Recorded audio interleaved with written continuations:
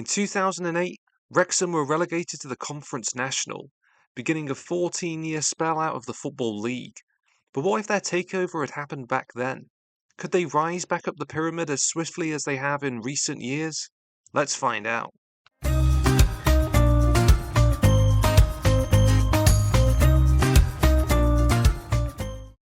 It's July 2008 and we're in North Wales. The previous season would see Wrexham finish rock bottom of League Two as they were condemned down to non-league football. There have been a lot of departures, leaving the club with a threadbare squad.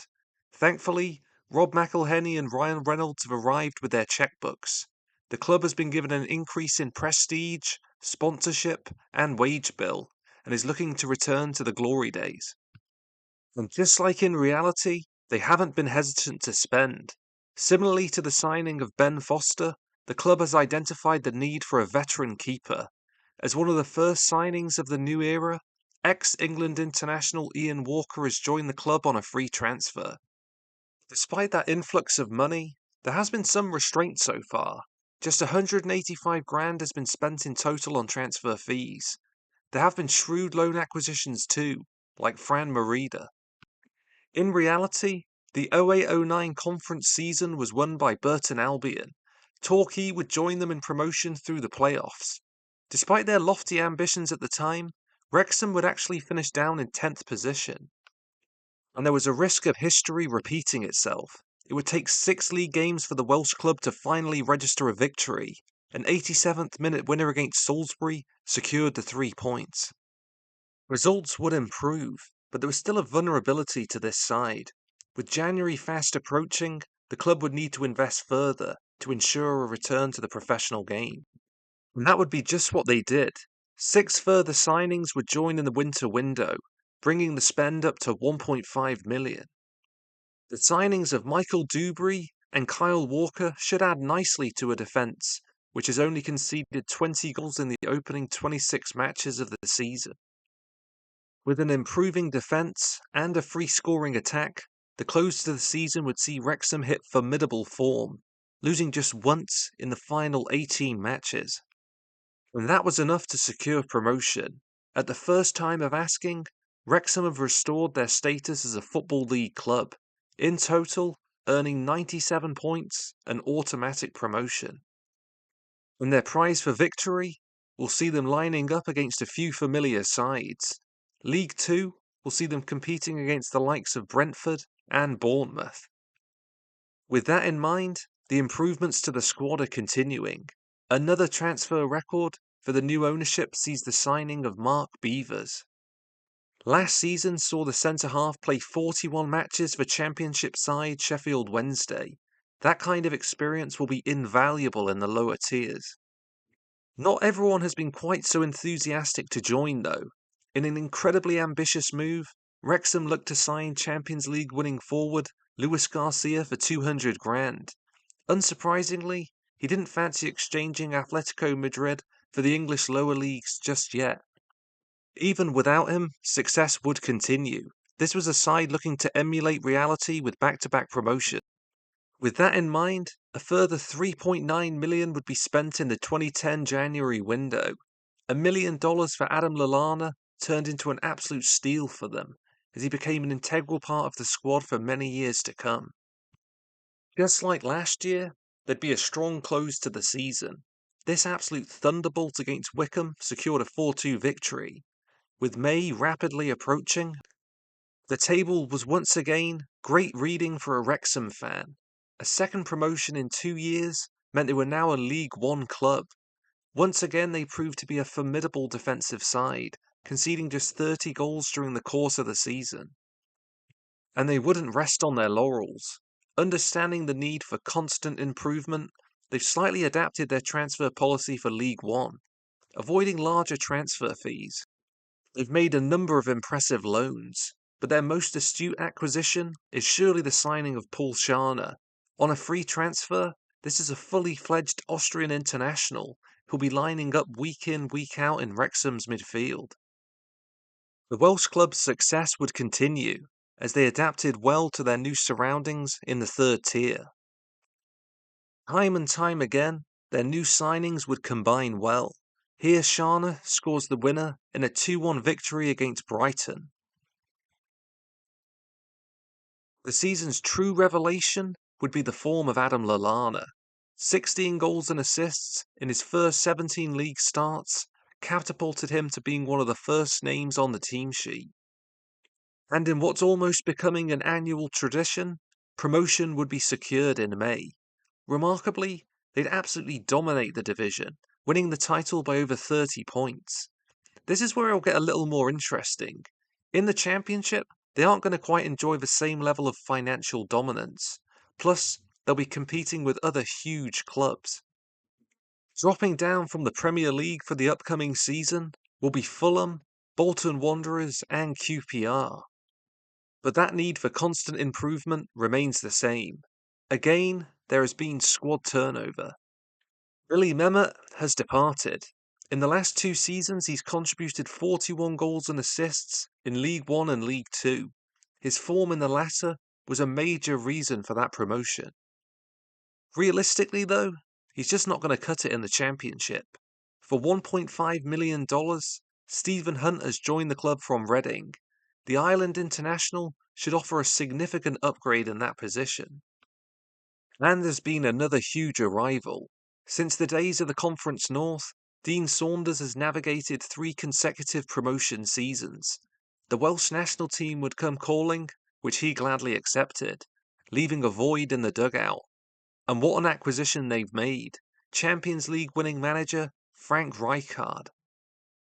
Dutchman would succeed in helping his new signings gel nicely into the squad. Stephen Hunt's goal would secure a 3-3 draw at home to Fulham. But this wouldn't be a season where everything went their own way. You could clearly see they'd made a significant step up. At its conclusion, Wrexham would be sitting in 5th place. This meant a playoff semi-final against Leeds United.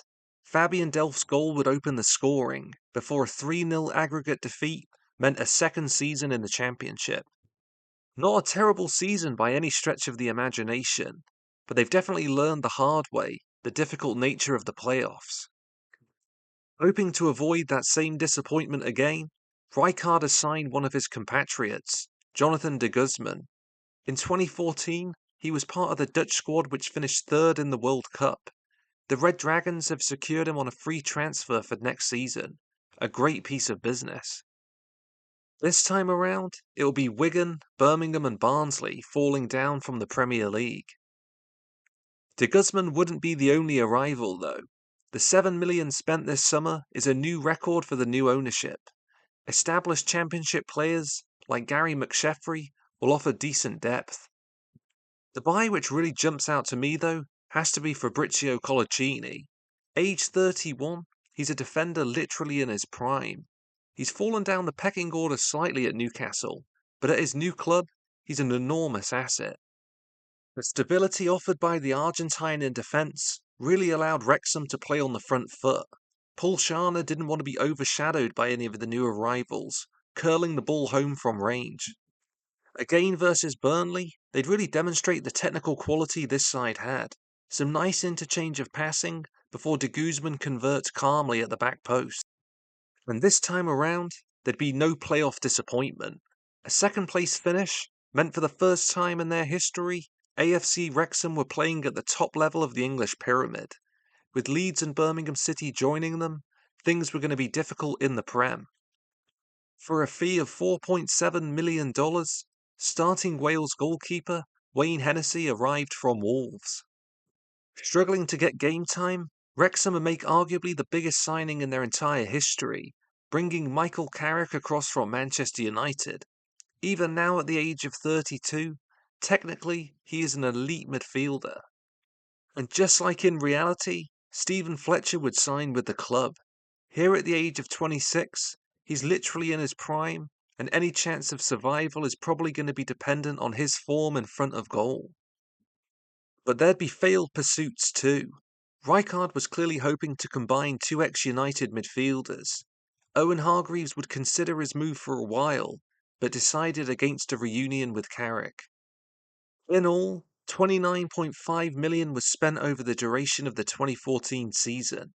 A number of big money departures meant that net they'd actually only spend $2 million with the hopes of staying up. And that policy went just about as well as you would imagine. This was a side lacking in all areas of the field. In fact, in their first 23 league matches of the season, Wrexham would pick up just 5 points, along the way conceding 50 goals, including this impressive chip by Ronaldo. The ownership were pretty patient with their Dutch manager, but come February, it had become pretty obvious a change was required. Up stepped another familiar face, Martin O'Neill. His arrival helped with a slight improvement in form, but still, there was no realistic chance of avoiding relegation. With 13 points, Wrexham would return to the Championship. And he'd have to deal with one of the biggest squad overhauls yet. Lallana would join Everton for $6 million, Carrick returned to Man United. In all, 18 players would depart, with nearly 50 million generated in sales. To rebuild, Wrexham invested big in the signing of Ibrahim Afellay, as well as Valencia midfielder Ever Banega. And the Argentine would fit faultlessly into the new 11. Playing a slightly deeper role, he really helped the side retain possession and advance the ball, occasionally chipping in with a goal too. The 2015 season would see Wrexham earn a second Premier League promotion in the last 3 years. This time around, they wouldn't be runners-up, instead, champions. But one man who won't be making a return to the top flight is Martin O'Neill. Now aged 63, he's decided to retire from the managerial dugout. His replacement, ex-PSG and Rangers manager, Paul Le Guen. Hoping to improve on their previous, very brief Premier League stay, the club has invested around $10 million in new signings. Gareth Bale has joined from Tottenham and should offer a fantastic upgrade on the left side of the field. And within 2 games, he'd have his first goal contribution at the club. A searching ball into the middle finds Afellay, who calmly converts the opportunity. The only other major transfer would be the arrival of Arsenal's Eduardo.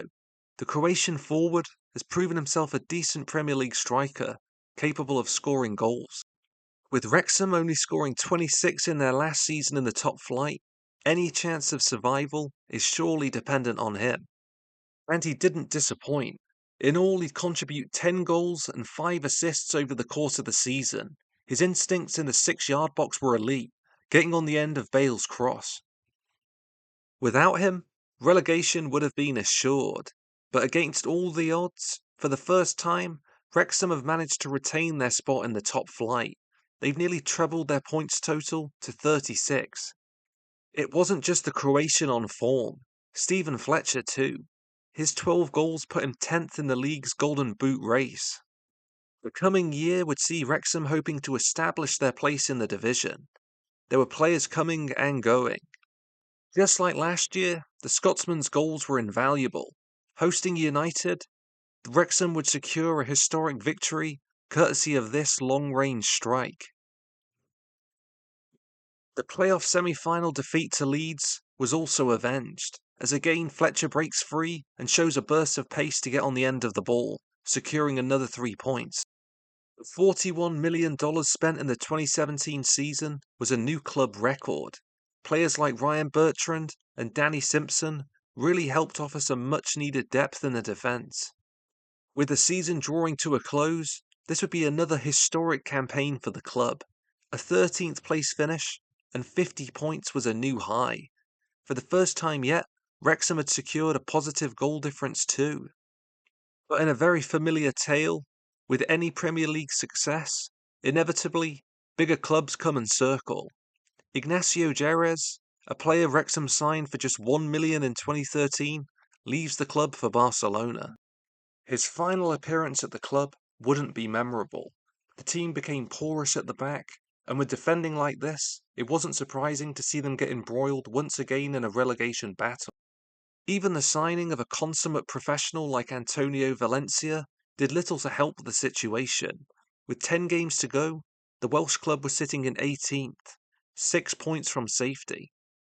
Needing points quickly, the situation wasn't helped by the early dismissal of Armand Traore at Old Trafford. With just 10 men, United would win with ease. 6 weeks later, and the inevitable relegation was confirmed. For the first time in 3 years, they've lost their Premier League status and returned to the Championship. In the 10 years we've followed Wrexham under their new ownership, we've witnessed them move all the way from the 5th tier to the top of England's pyramid. In total, $153 million would be invested in the playing squad. They'd start out with 3 consecutive promotions to the Championship before really becoming a yo-yo team, attempting to establish their top-flight status. In reality, as Rob and Ryan move closer and closer to the pinnacle of the English game, as we've seen here, continued success is not guaranteed, and I wouldn't count out further hardships along the way.